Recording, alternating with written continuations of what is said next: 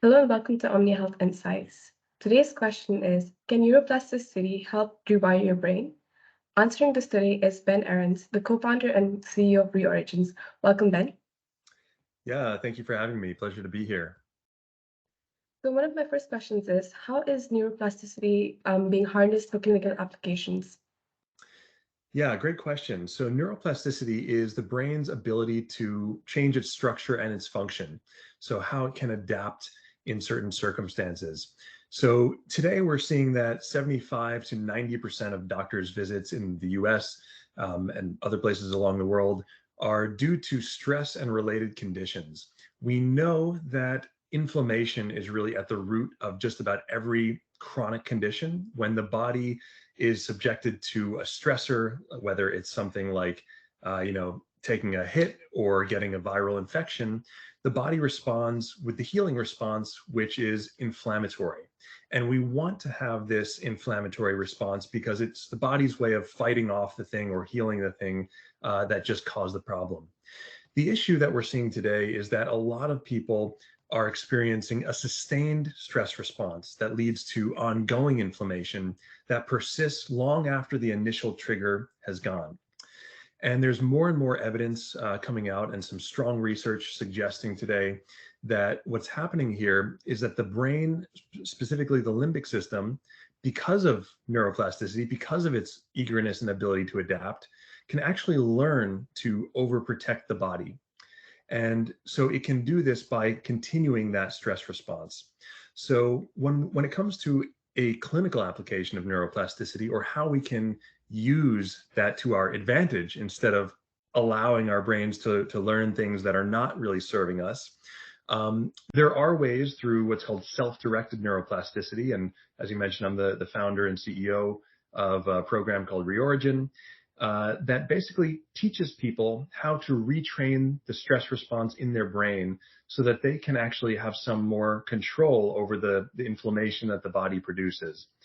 And what we're finding is that the more people practice these exercises, that inflammatory response calms down, and a lot of conditions that are associated with that, things like chronic fatigue, fibromyalgia, even long COVID to some extent, appear to be improving dramatically.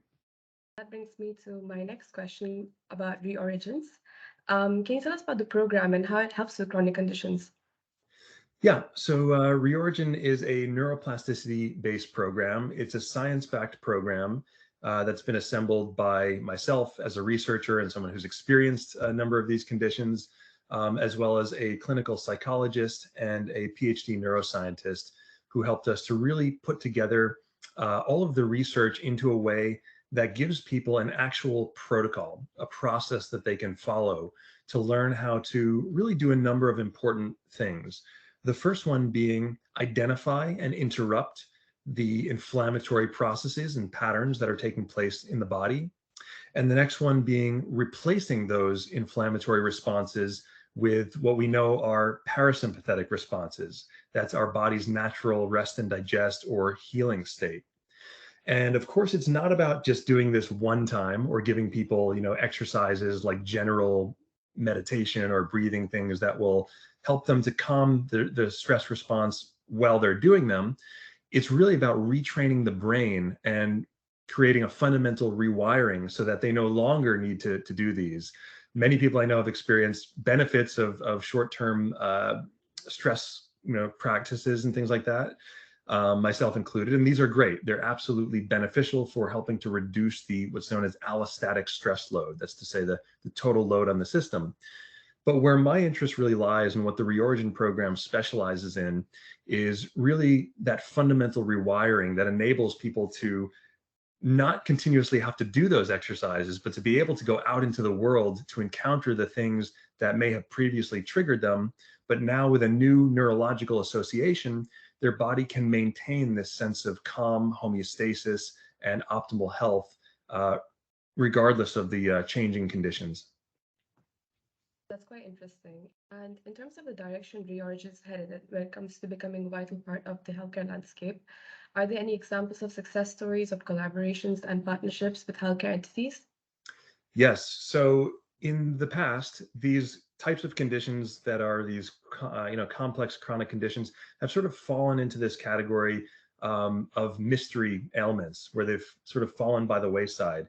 Many of the people that initially came to ReOrigin and would look at for programs or therapies like this um, have kind of found their way there as a last resort when conventional medicine has essentially failed or not at least led them to the permanent solutions.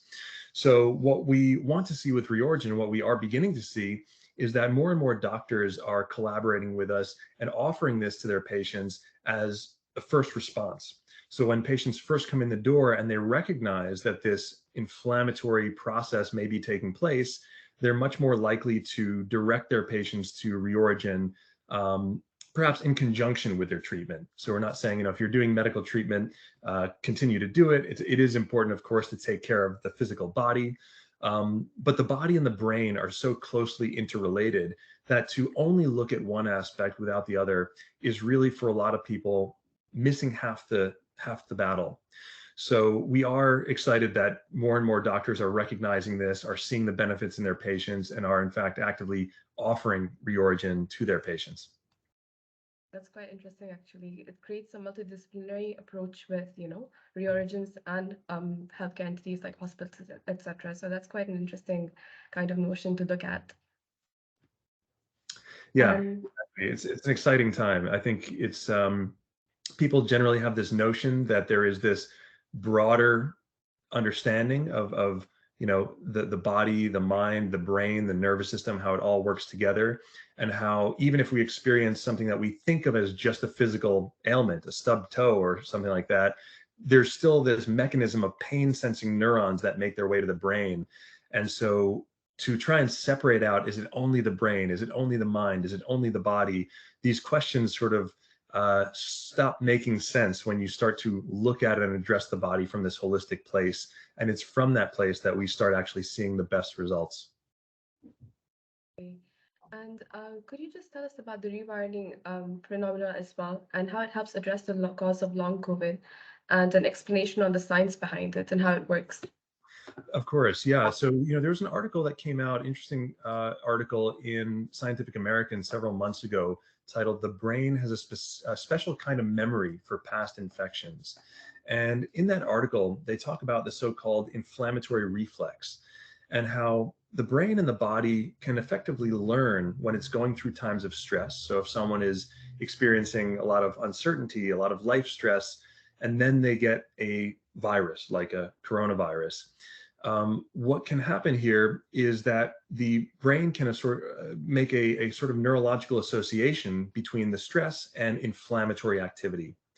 And then long after the virus is gone, the body can also learn that those symptoms or anything resembling the symptoms of COVID um, can be dangerous and perpetuate an inflammatory response. So one example is, frequent COVID symptom or common symptom is difficulty breathing.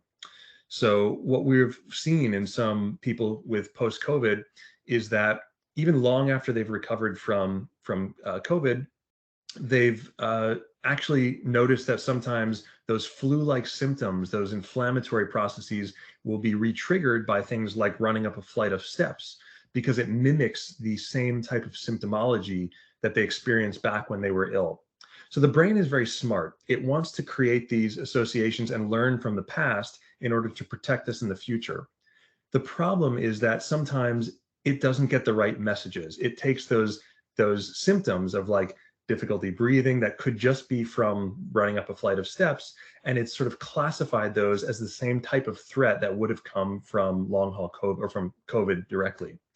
So what we can do with neuroplasticity program, like the one we offer at ReOrigin, is start to retrain the brain to ultimately reclassify those symptoms and experiences from threatening to non-threatening.